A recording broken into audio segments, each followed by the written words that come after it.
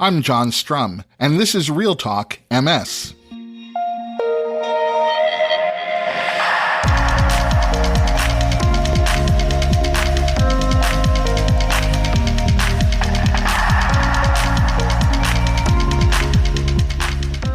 It's February 1st, and we have a lot to talk about. It's been a couple of weeks since a study from Harvard was published announcing that the Epstein-Barr Virus, or EBV, triggers multiple sclerosis. That announcement certainly got everyone's attention. But some of you might be wondering what it really means. What does it mean in terms of finding a way to end MS in the world? What does it mean for people who are already living with MS? How does understanding what triggers MS help you? And how will this announcement impact MS research? There's still a lot for us to unpack, and I couldn't be more pleased to have the Executive Vice President of Research at the National MS Society, Dr. Bruce Bebo, joining us to work through some of this. But before we get to my conversation with Bruce Bebo, there are a few other things that you should know about.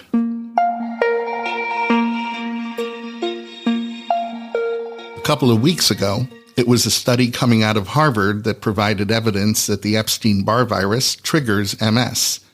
Now, a study out of Stanford explains how that actually happens. So here's the mechanism that's being proposed by the Stanford research team. It turns out that a specific protein in the Epstein-Barr virus mimics a protein that's already in our brains. This protein in our brains, called glial cam, is an adhesion molecule. And it so happens that this protein, glial cam, serves as the glue for myelin. You'll want to keep that in mind. So, our immune system sees the Epstein-Barr virus and sets out to attack it, just like it's supposed to. But because the Epstein-Barr virus mimics glial cam, that protein that serves as a glue for myelin, our immune system mistakenly attacks the glial cam too. And according to the Stanford research team, that misdirected immune response that attacks the glial cam results in the destruction of myelin, and that's the mechanism that triggers MS. Now, you might be asking yourselves, if about 95% of the human population is infected with the Epstein-Barr virus, and everyone experiences this immune system response, why doesn't everyone have MS? Well, the Stanford research team points out that the genetics of a person's immune system provides that answer. It turns out that only certain people carry the specific genetic variations that cause the immune system to mistake glial cam for the Epstein-Barr virus. It comes down to how certain genes bind the Epstein-Barr virus proteins in a certain way that determines who gets MS and who doesn't.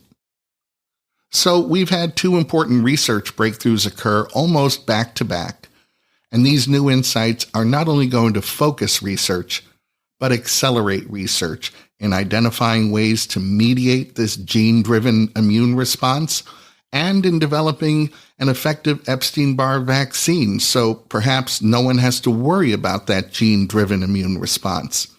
And either of these next steps could bring us a big step closer to ending MS. If you'd like to review the details of the Stanford study, you'll find a link in today's show notes. While we're talking about how breakthrough discoveries can focus research, Tevogen Bio, a biotech company that has developed an investigational cell therapy that's being studied as a potential COVID-19 treatment, announced that they're going to leverage their expertise in creating virus-fighting immune cell technology to develop a T-cell therapy that will recognize and kill off cells infected with the Epstein-Barr virus, allowing the body to replace those cells with healthy, uninfected cells. For someone who's at high risk of MS, this therapy could prevent MS from developing. And for someone who already has MS, the theory is that this therapy would mute the immune system attacks that destroy myelin and ultimately lead to MS progression.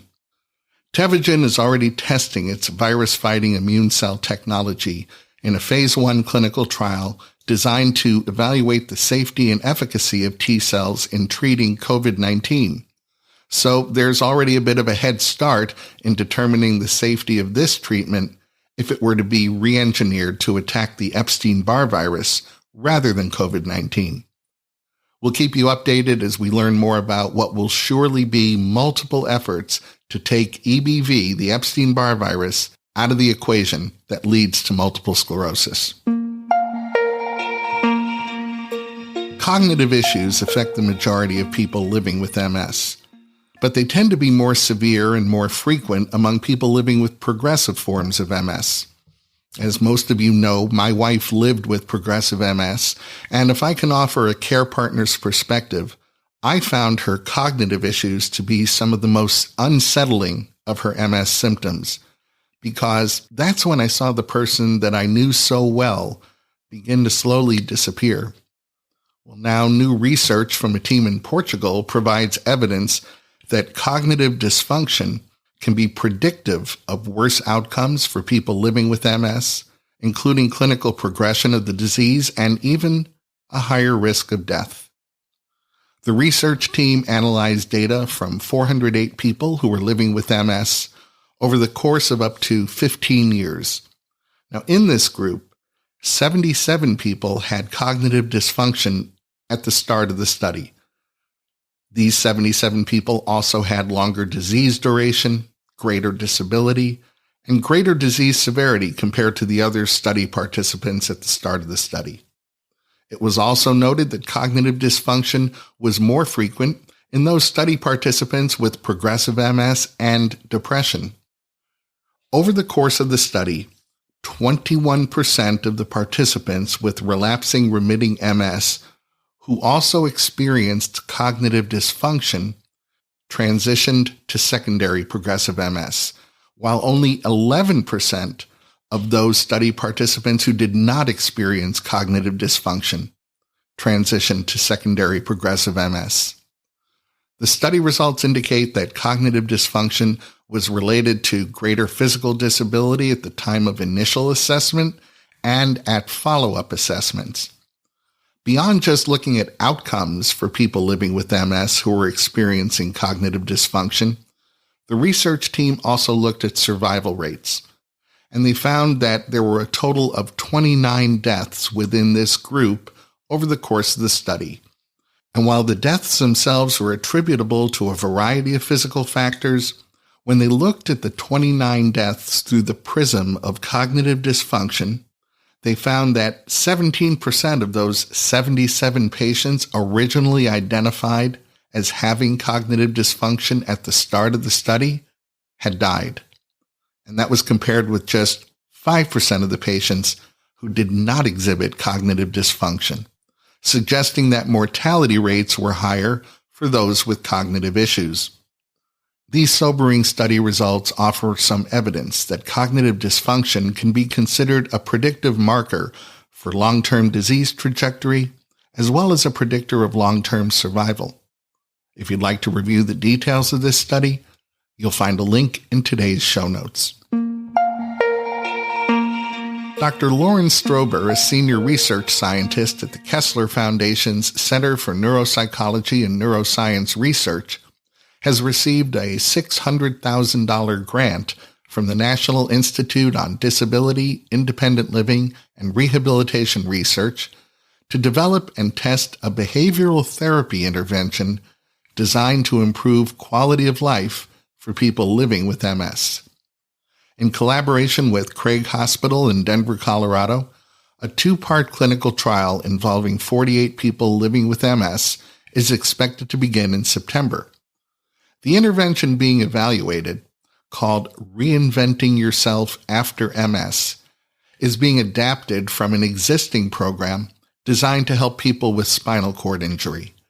The program uses positive psychology and behavioral therapy to help improve coping skills and well-being. The main goal of Reinventing Yourself After MS is improving self-efficacy, a person's belief in their ability to succeed. That belief has been shown to be a major determinant for how individuals decide what action to take when they're faced with a challenge or an obstacle. Self-efficacy becomes important in managing the emotional and physical impact of MS. Besides improving self-efficacy, other expected outcomes of this program include greater life satisfaction and developing coping skills that can mitigate depression and anxiety and improve overall quality of life. If the program is shown to deliver those benefits, Dr. Strober plans to create a reference manual for doctors who care for people living with MS. Now, if I can borrow a metaphor from sailboat racing, I've always believed that while we can't control the wind, we can always adjust the sails.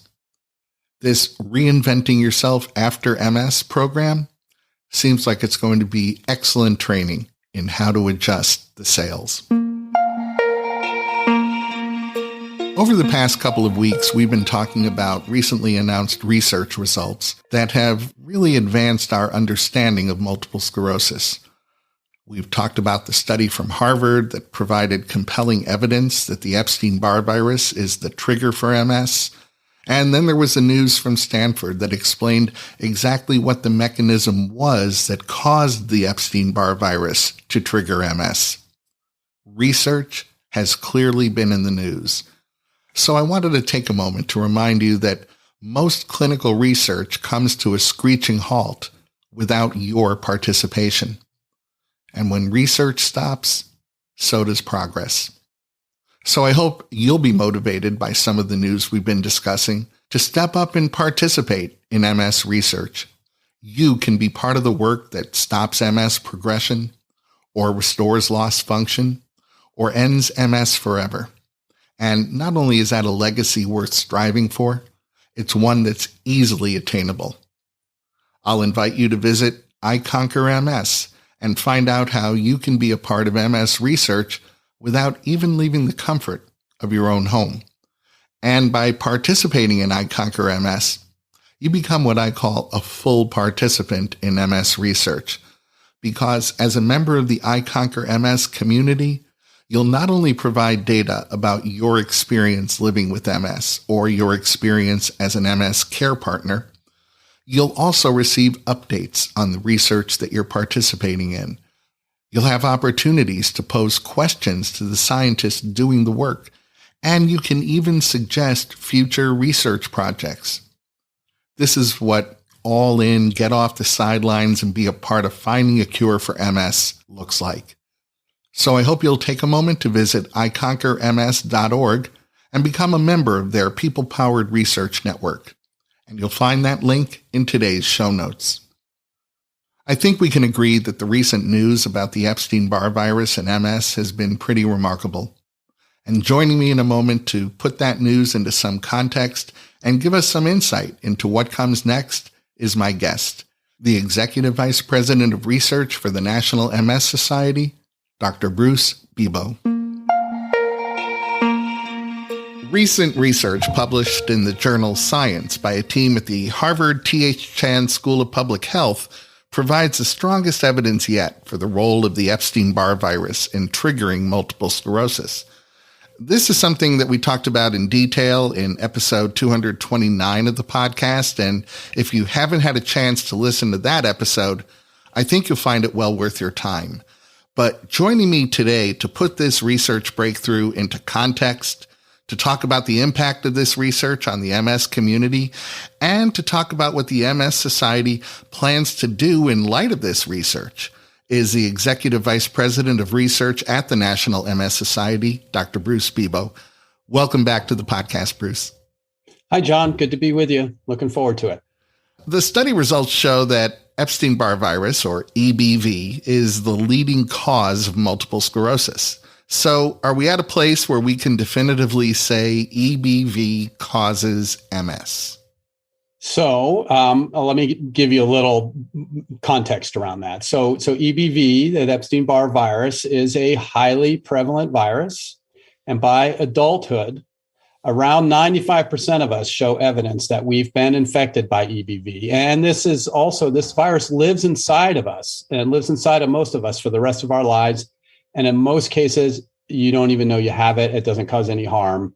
But most people are infected with EBV when they're very young. And this is a time when it usually doesn't cause any symptoms. But if you get infected during adolescence or in early adulthood, it can sometimes, in anywhere between 30 to 50% of people that get infected in that time frame, manifests as a disease called infectious mononucleosis. People refer to it as mono. They know it as the kissing disease. It's also referred to as glandular fever because it makes your lymph nodes and glands swell dramatically. And there's overwhelming evidence of an association between mono, the disease caused by EBV infection, and MS. And this association between MS and EBV and mono, it's important that keep in mind that this association doesn't necessarily mean that MS is caused by EBV. So there are several clues that we need in order to show causation. So the first one is that the infection, whatever it might be, in this case EBV, that you show that it comes before any signs or onset of the disease, in this case MS. The second clue that you need is to eliminate the possibility of a phenomena called reverse causation. So we're assuming that EBV causes MS, but it could actually be that being someone that's at high risk for MS actually is more susceptible to EBV. So you have to show that it flows that direction. And then finally, the last piece of the puzzle is that you need to be able to show that if you prevent infection, in this case, you prevent EBV infection, you can prevent MS. So you need to show those three things to prove causation. So the article that we're talking about today, John, published in one of the two highest profile scientific journals in the world, Science, reported that infection with EBV comes before any evidence of MS, either clinically or subclinically. And it also showed that it's really highly unlikely that being at risk for MS makes one more susceptible to EBV or more susceptible to mononucleosis. So it doesn't completely close the door, but it provides a lot of circumstantial evidence that against reverse causation. So we've got one more piece of the puzzle before we can say definitively that EBV causes MS, and that is that we develop a vaccine and show that it can prevent MS. So the results from the Harvard study focus on EBV triggering MS, but we know that the overwhelming majority of the people who have contracted EBV don't get MS. Why not? We still, again, don't know the exact cause of MS, but over the last, I'd say, few decades, we've identified a number of associations, again, between different lifestyle, environmental factors and the risk for MS. So these, and I'm sure your listeners have heard of some of these. I know we've talked about them before, but we know that there's a genetic role in MS. For example, a person with a close relative with MS has a higher risk for developing MS. We know that having low vitamin D levels is associated, again, with a higher risk for MS. Things like childhood obesity and smoking and a few others are lifestyle wellness factors that are associated with a higher risk for MS. So these are all things that I think act in concert, in combination, and have to work together in just the right, and maybe the better way to say that is just the wrong way, to trigger the sort of biological processes that cause MS. In my mind, based on this study on the really strong risk that EBV seems to add to the equation, it's likely, maybe highly likely, that it's a necessary and key factor that contributes to the cause of MS. And thinking of this a little bit like a setup of dominoes, right? If we remove, let's say, one or a couple of those dominoes, some of the critical risk factors, perhaps we can stop them from falling down and that way causing MS. As you were talking about some of the environmental factors, lifestyle factors that come into play, the term that came to my mind was perfect storm. It takes this perfect storm of genetic susceptibility added to low vitamin D, added to childhood obesity, or, some formula that we're not quite clear on the exact proportions of. But when all that is present, EBV becomes the instigator of MS, if you will. Yeah, I think that's a fair way to think of it. And we've chatted about some of the factors that are known, but there's likely, John, other things that we don't know that are contributing to the risk for MS and are, now we might not need to know them in order to have actionable information that can help us either prevent or treat MS. But there's a lot more I think we need to learn. Well, with so much of the world carrying the Epstein-Barr virus, how is EBV actually transmitted? How do people get it? Sure. So the virus, EBV, is in the herpes virus family. It's related to other viruses in that family, viruses that cause chicken pox or herpes infections. And it's transmitted primarily through saliva. And as we've talked about already, more than 95% of the humans have been infected with EBV. And this is a virus that infects the immune system, and it persists in a latent form in immune cells primarily, and mostly it is latent in B cells, and it lives inside of B cells, some B cells, for the rest of your life.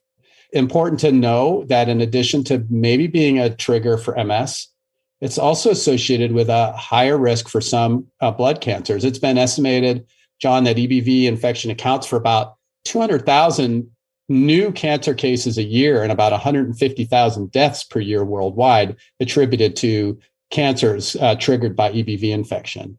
And then there's also evidence that EBV infection contributes to the development of some other autoimmune diseases like lupus and arthritis. Well, with 95% of the human population already carrying EBV, is there any way to avoid getting it? There's not really a practical way, John. We've all become acutely aware of some strategies for avoiding viral infections like social distancing and masking and things like that. I guess the only way you could probably prevent infection with EBV is maybe never kiss anybody in your entire life, which clearly is impractical. So no, there's not really a good way to avoid infection. Since this study deals with how people first get MS, does it have any benefit for people who already have MS? Yeah, so I think that answer to that is potentially. The role of latent or re-expressed EBV in MS is plausible, and based on that plausibility, some strategies for preventing, for example, activation of EBV, or in perhaps eliminating the cells that are harboring the virus, or antiviral therapies potentially could be a treatment to help treat or even eliminate ongoing disease. I think you've had some episodes on your program, John, of a company that is developing a cell-based approach for deleting, identifying and destroying those B cells that are infected by EBV. That may be an effective strategy. We'll have to wait for the results of the clinical trials. Once we have some good antiviral therapies, perhaps that might be an approach again to, if EBV infected B cells, if that's how this is working, then maybe that cell-based approach or antiviral approach might help people with ongoing disease. We have to do the experiment.